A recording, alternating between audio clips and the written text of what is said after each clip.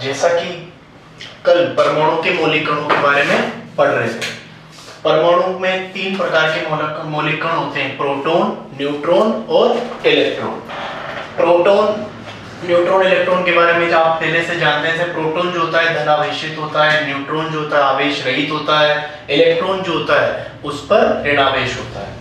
Proton जो होता है उसको प्रतीक जो किस तरह से उसे प्रदर्शित करते हैं, तो प्रोटॉन को लिखते हैं P प्लस H प्लस या 1p1, न्यूट्रॉन को लिख सकते हैं N या 0n1 और इलेक्ट्रॉन को लिखते हैं E माइनस या -1e0।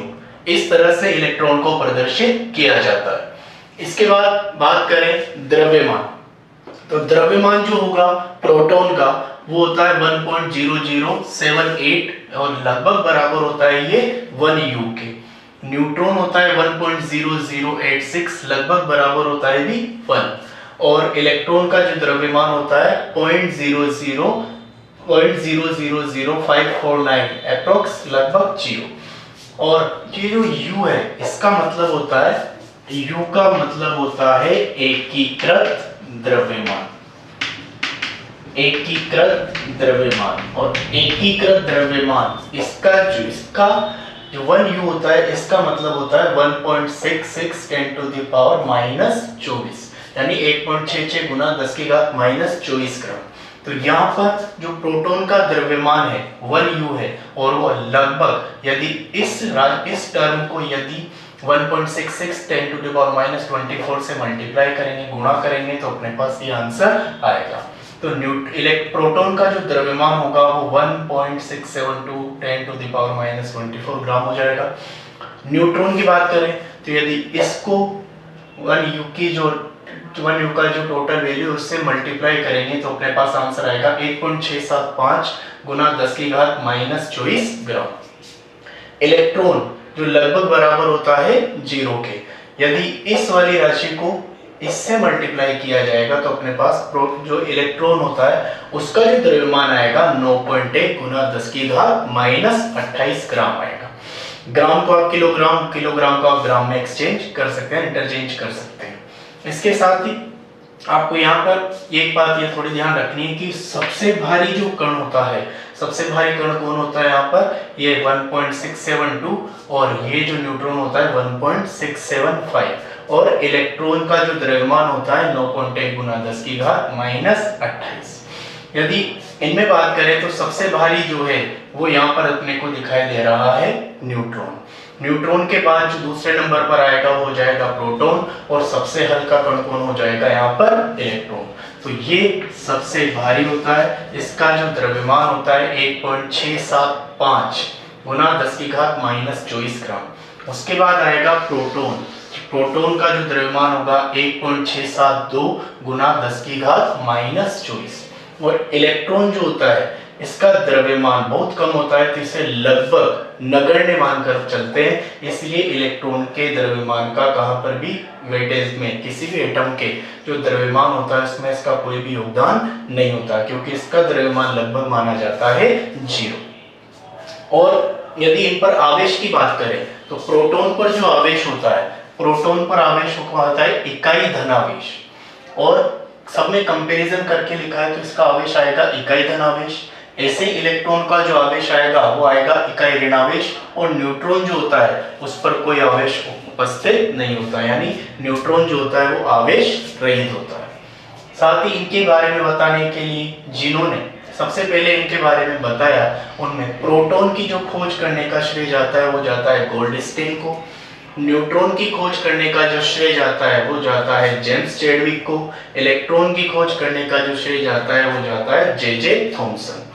जे थॉमसन ने इसके इलेक्ट्रॉन की खोज की, लेकिन इलेक्ट्रॉन जो नाम दिया गया था वो नाम दिया गया था स्टोनी के द्वारा।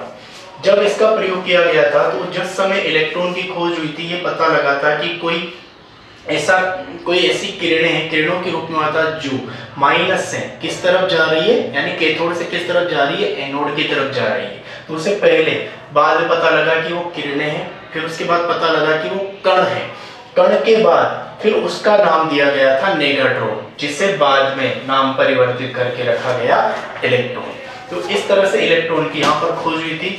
इलेक्ट्रॉन की जो खोज करता थे जे थॉमसन, और इलेक्ट्रॉन का जो नाम दिया था वो दिया था स्टोनी ने। इसके बाद जैसे आए न्यूट्रॉन, तो न्यूट्रॉन की जो खोज करी थी, न्यूट्रॉन की खोज करी थी जेम्स चैडविक ने। बेरिलियम के नाभिक पर अल्फा कणों की बौछार करवाई थी, जिसके कारण अपने को बिल्कुल आवेश रहित एक कण प्राप्त हुआ था, और उसी को बाद में नाम दिया गया था न्यूट्रॉन। इसके अलावा जो प्रोटॉन थे, प्रोटॉन की खोज वो विसर्जन नलिका में हुई थी, और इसमें जब देखा गया तो इसे नाम दिया गया था धनात्मक किरण यानी केनाल किरणें। बाद में इसका नाम परिवर्तित करके, जो कि एक कण की तरह व्यवहार कर रहे थे, इसका नाम परिवर्तित करके रखा गया था प्रोटॉन। तो ये सारी चीजें अपने को यहाँ पर ध्यान रखनी है। इनका आवेश क्या होता है, इनका द्रव्यमान कितना होता है, एक U बराबर कितना होता है, आप ये भी ध्यान रखें। इसके साथ अब ये पता लगे सबसे भारी कण यहाँ पर कौन हो गया, ये उससे उस दूसरे नंबर पर आएगा प्रोटॉन, और सबसे हल्का कण जो हो जाएगा यहाँ पर हो जाएगा इलेक्ट्रॉन। तो इस तरह से आप इनमें कंपैरिजन भी एक दूसरे से कर सकते हैं। इसके साथ ही यदि आगे चलें, जब में पूछा जाए कि 1 मोल यदि प्रोटॉन पर आवेश होगा तो उसका मान कितना होगा, 1 मोल इलेक्ट्रॉन पर आवेश होगा तो उसका मान कितना होगा, तो इसके लिए भी आप यहाँ पर एक बात याद रख सकते हैं, 1 मोल इलेक्ट्रॉन का आवेश पूछे या 1 मोल प्रोटॉन का आवेश पूछे, तो उस पर जो आवेश होता है 1 मोल इलेक्ट्रॉन या 1 मोल प्रोटॉन, 1 मोल इलेक्ट्रॉन की बात करें या 1 मोल प्रोटॉन की बात करें, तो उस पर जो आवेश होता है उसका मान होता है 1 फेराडे, और 1 फेराडे बराबर हो जाता है 96,500 कूलम। ये कुछ बात है जो आप इसमें ध्यान रखें, और तो वैसे आप जानते भी हैं, सब पहले आपके पढ़े हुए हैं, तो एक बार आप जस्ट आप इसे रिपीट कर पाए, इसलिए इनको आप ध्यान से देख लेना। तो अब इससे जब आगे चले, ये हो गया यहाँ पर, इससे यदि आगे चले तो अपने पास इसमें एक टॉपिक आता है अगला, प्लांक का क्वांटम सिद्धांत।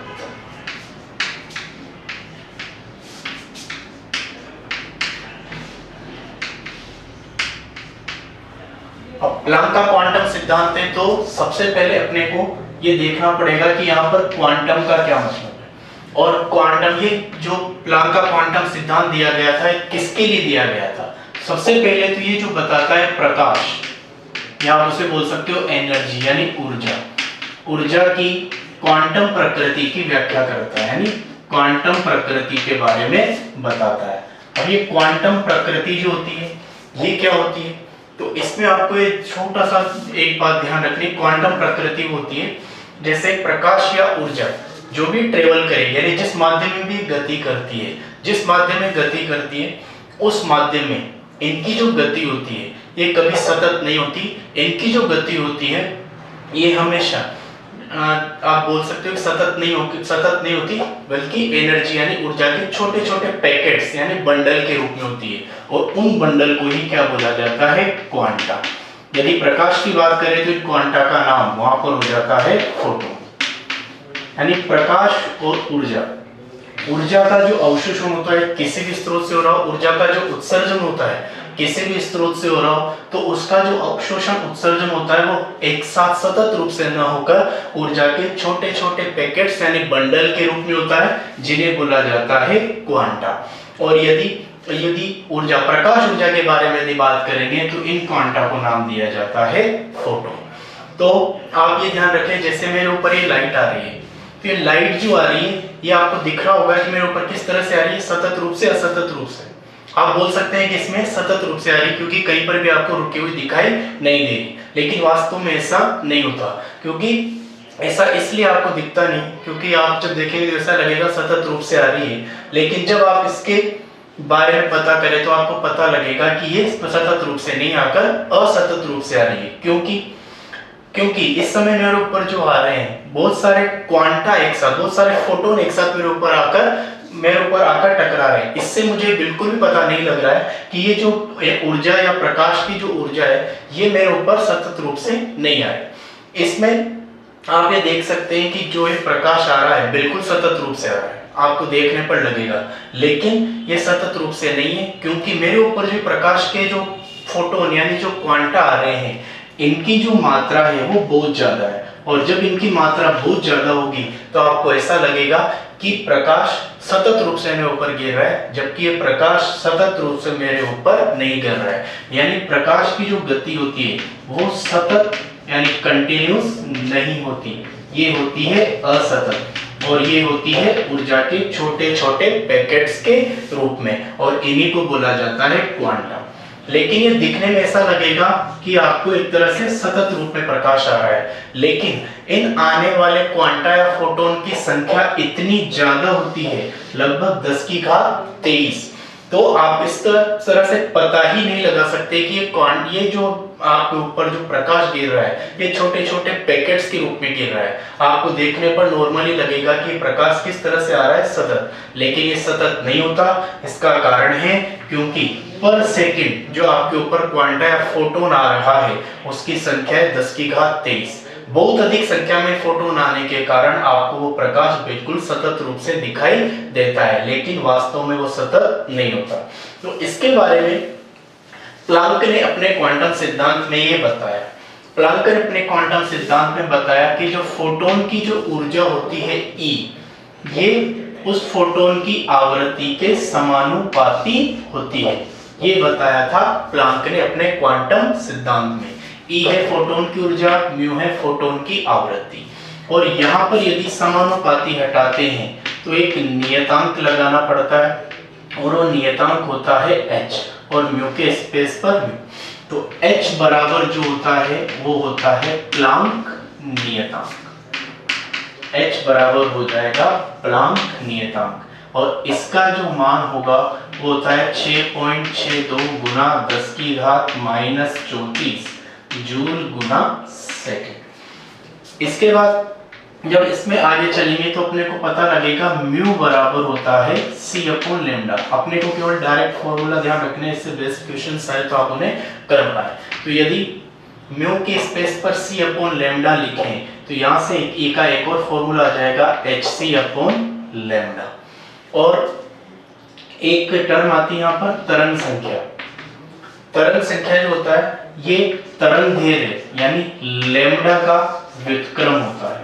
यदि इस यहाँ पर 1 अपॉन लैम्डा की जगह म्यू बार लिखा जाए तो यहाँ से एक एनर्जी का और सूत्र आ जाएगा, hc के स्पेस पर hc, और 1 बटा लैम्डा की जगह लिख सकता हूँ म्यू बार।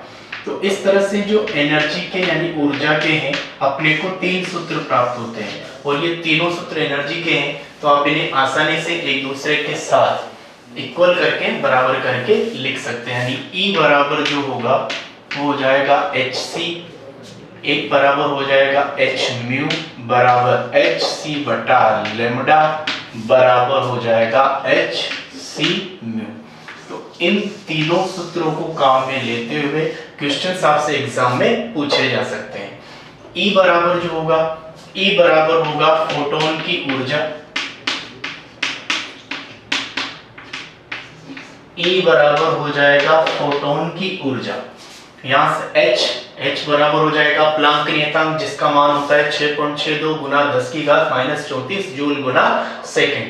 म्यू जो होगा वो फोटोन की हो जाएगी आवृत्ति, म्यू हो जाएगा फोटोन की आवृत्ति। इसके बाद लैम्डा हो जाएगा फोटोन की बोले या प्रकाश की बोले तो उसकी क्या हो जाएगी, ये तरंग दैर्घ्य, फोटोन की तरंग दैर्घ्य। इसी के साथ C जो होगा इसे बोला जाएगा प्रकाश का वेग। प्रकाश का वेग इसका मान होता है 3 गुना 10 की घात 8 मीटर प्रति सेकंड। इसके अलावा यहाँ पर जो आया म्यू बार जो हो जाएगा इसका नाम हो जाएगा तरंग संख्या। तो इनमें से जब अपने पास एक सूत्र उपस्थित है तो अपने पास सूत्र जो भी आए इनके द्वारा आप जो भी आपको क्वेश्चन में वैल्यू दी है और जो भी आपको ज्ञात करना है उसका मान रखने के बाद आप उसे आसानी से पता कर सकते हैं। तो इनमें जिस तरह से आपको देखना है ये क्वेश्चन जैसे दिया, अगर आपको म्यू दे दिया जाए, H आपको पता है तो आप उसमें एनर्जी यानी ऊर्जा का मान निकाल सकते हैं। यदि आपको लैम्डा दे दिया जाए तब भी आप उन्हें ऊर्जा का मान निकाल सकते हैं। तरंग संख्या का यदि मान दे दिया जाए तो आप वो ऊर्जा का मान निकाल सकते हैं। और इसी तरह से यदि आपको लैम्डा का मान दिया है तो आप उससे म्यू का मान भी निकाल सकते हैं। तो लैम्डा और म्यू एक दूसरे के क्या होते हैं, ये एक दूसरे में ये संबंध होगा, म्यू बराबर हो जाएगा c बटा लैम्डा, म्यू बार बराबर होगा 1 बटा लैम्डा। तो इससे भी आप आसानी से सूत्र में वैल्यू रखकर आसानी से क्वेश्चंस का आंसर ला सकते हैं। जैसे यदि आपको क्वेश्चन में लैम्डा बराबर आपको दे दिया जाए 200 एंगस्ट्रोम, कोई क्वेश्चन दे दिया, अब आपको उसमें कहेगा कि इसमें म्यू का मान निकाले, इसकी आवृत्ति कितनी होगी, तो आप इसमें यहाँ पर डायरेक्ट वैल्यू रखकर आंसर ला सकते हैं। जैसे आपको यहाँ पर निकालना था म्यू, तो म्यू बराबर होता है c अपॉन लैम्डा, और c का मान जो होगा 3 गुना 10 की घात 8, और लैम्डा की जगह आप लिख सकते हैं 200 एंगस्ट्रोम, और एंगस्ट्रोम का मतलब होता है 10 की घात -10 मीटर। इसको यहाँ पर हो जाएगा मीटर प्रति सेकंड, मीटर से मीटर कैंसिल, आप इसे कट करेंगे आंसर आ जाएगा। और ये जो आंसर आएगा आवृत्ति है, तो आवृत्ति इसका जो मान आ जाएगा वो आ जाएगा सेकंड इनवर्स का, जो मात्रक आएगा वो सेकंड इनवर्स में आ जाएगा। तो आप इस तरह से इनमें जो भी आपको क्वेश्चन दिया जाए उनका आसानी से क्वेश्चंस को सोल्व कर सकते हैं। अब इनमें इस फॉर्मूला बेस्ड क्वेश्चंस के अलावा एक दो बात आपको ये ध्यान रखनी है कि इनमें इसका मान क्या होता है, फिर उसके बेस पे 2-3 क्वेश्चंस मैं आपको करा दूंगा। तो क्वेश्चंस के लिए पहले आप ये चीज ध्यान रखें, 1 इलेक्ट्रॉन वोल्ट इसका मान होता है 1.6 गुना 10 की घात -19, और ये हो जाता है जूल। और आपको यहाँ पर एक बात और ध्यान रखनी है, Hc दोनों का अलग अलग मान याद रखने की जरूरत नहीं है, आप इसे इस तरह से भी याद रख सकते हैं 1240 इलेक्ट्रॉन वोल्ट नैनोमीटर। तो ये तो इसका मान हो जाएगा इलेक्ट्रॉन वोल्ट नैनोमीटर में, या आप इसको एंगस्ट्रोम में भी याद रख सकते हैं 1240 इलेक्ट्रॉन वोल्ट एंगस्ट्रोम। आप इनको याद रख के आसानी से इन क्वेश्चंस को सोल्व कर सकते हैं। अब इसमें जो आपको ज्यादातर क्वेश्चन दिए जाते हैं वो लैम्डा दिया जाएगा एंगस्ट्रोम में या फिर नैनोमीटर में, तो एंगस्ट्रोम से एंगस्ट्रोम कट हो जाएगा। तो एंगस्ट्रोम यदि आपको लैम्डा दिया हुआ है तो आप उसके लिए काम में लेंगे Hc का मान 12400 इलेक्ट्रॉन वोल्ट एंगस्ट्रोम, और यदि आपको जो लैम्डा दिया है वो नैनोमीटर में दिया है तो आप उसके लिए Hc का जो मान लिखेंगे 1240 इलेक्ट्रॉन वोल्ट नैनोमीटर। तो इसको ध्यान में रखते हुए आपको क्वेश्चंस करें। अब वो क्वेश्चंस मैं आपको यहाँ पर लिखा देता हूँ, फिर उस क्वेश्चंस को आपको सोल्व करना है। तो वो जो क्वेश्चंस हैं वो आप देखें,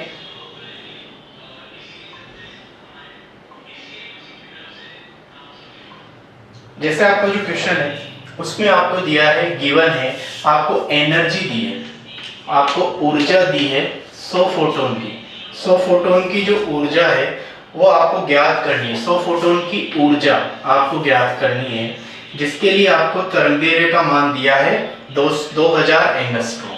तो एक बात यहाँ पर आप ये भी ध्यान रखें, E बराबर होता है Hc बटा लैम्डा। आप कोई सा फॉर्मूला एक ले लें, यदि वहां पर फोटॉन्स की संख्या दी हुई है तो आप साथ में आगे क्या ऐड कर सकते हो, E बराबर n Hc बटा लैम्डा, तो आप उसमें आगे n लगा सकते हो। तो ये जो फॉर्मूला होता है ये केवल एक फोटोन के लिए होता है, यदि एक से ज्यादा फोटोन है तो आप उस संख्या से उसे गुणा कर सकते हैं। अब यहाँ पर माना जैसे n फोटोन है तो E बराबर होता है Hc बटा लैम्डा, और अगर n फोटोन की संख्या है तो उसे n से गुणा कर देंगे तो अपने पास ये आंसर आएगा।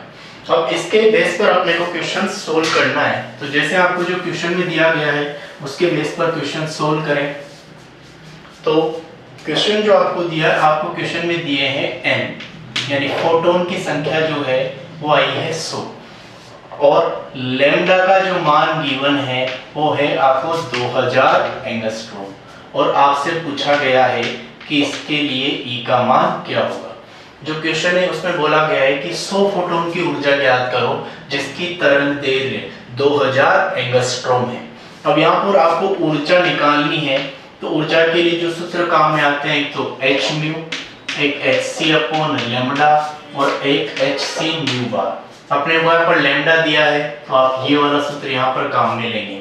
E बराबर जो आएगा hc बटा लैम्डा, और आगे आपको फोटॉन्स की संख्या भी दी हुई है तो आप आगे लगा देंगे n। अब आपको निकालना है E, तो E बराबर, तो आपको निकालना है तो N बराबर कितना आ गया 100, और HC, अब यहाँ पर आपको HC का मान अलग अलग रखने के बजाय यहाँ पे ध्यान रखें कि आपको HC का मान जो बताया आप उसके अकॉर्डिंग रखें, और उसमें भी आपको ध्यान रखना है कि लेम्डा जिस फॉर्म में आपको दिया गया, जिस रूप में आपको मिला है, जिसमें लेम्डा का जो मात्रक है वही मात्रक आपको HC का भी रखना पड़ेगा। अब यहाँ पर जो लेम्डा है अपने एंगस्ट्रोम में है, और HC का जो मान होता है वो एंगस्ट्रोम में होता है 12400 इलेक्ट्रॉन वोल्ट एंगस्ट्रोम, और डिवाइड में लेम्डा का मान, लेम्डा कितना हो जाएगा 2000 एंगस्ट्रोम। इनको कट करेंगे तो अपने पास जो आंसर आएगा वो हो जाएगा 620, यानी लगभग जो आंसर आएगा वो कितना हो जाएगा 620। एंगस्ट्रोम से एंगस्ट्रोम कट गया तो आंसर आ जाएगा अपने पास 620 इलेक्ट्रॉन वोल्ट। इस तरह से आप, अगर आपको लेम्डा एंगस्ट्रोम में दिया है तो आप HC की अलग अलग वैल्यू ना रखें, एक साथ यदि आप उसे रख दें तो आप उसे आसानी से निकाल सकते हैं, आपकी कैलकुलेशन कम हो जाएगी। लेकिन ये ध्यान रखना है कि लेम्डा एंगस्ट्रोम में तो HC में भी आपको वही मान रखना है जो एंगस्ट्रोम में, और लेम्डा यदि नैनोमीटर में दिया है तो HC का मान भी आपको रखना पड़ेगा नैनोमीटर। इसके क्वेश्चंस को आप नॉर्मली देख लो, फोटोन दिया है, लेम्डा दिया है एंगस्ट्रोम में, और E का मान आपको निकालने के लिए बोला है। E बराबर HC बटा लेम्डा, फोटोन की संख्या दी है तो आगे आप उससे n से और गुणा कर देंगे। तो आप इस तरह से इन क्वेश्चंस को सॉल्व कर सकते हैं। लेकिन इन क्वेश्चंस को सॉल्व करते समय आपको ध्यान रखना है कि इकाई जो है वो हमेशा दोनों तरफ की कैसी होनी चाहिए, समान। अगर ऐसा नहीं होगा तो आपके क्वेश्चंस में आंसर गलत हो सकता है। अगला जो क्वेश्चन है उसमें आपको दिया है, आपको जो प्रकाश है उसकी जो तरंग है ये दी है, प्रकाश की तरंग दे रहे हैं 2000 एंगस्ट्रोम, और उसमें ये बोला गया है, और उसकी जो ऊर्जा दी गई है, ऊर्जा दी गई है 0.5 जूल। अब यहां पर आपको निकालना है फोटॉन्स की संख्या, फोटोन की संख्या आपको निकालनी है।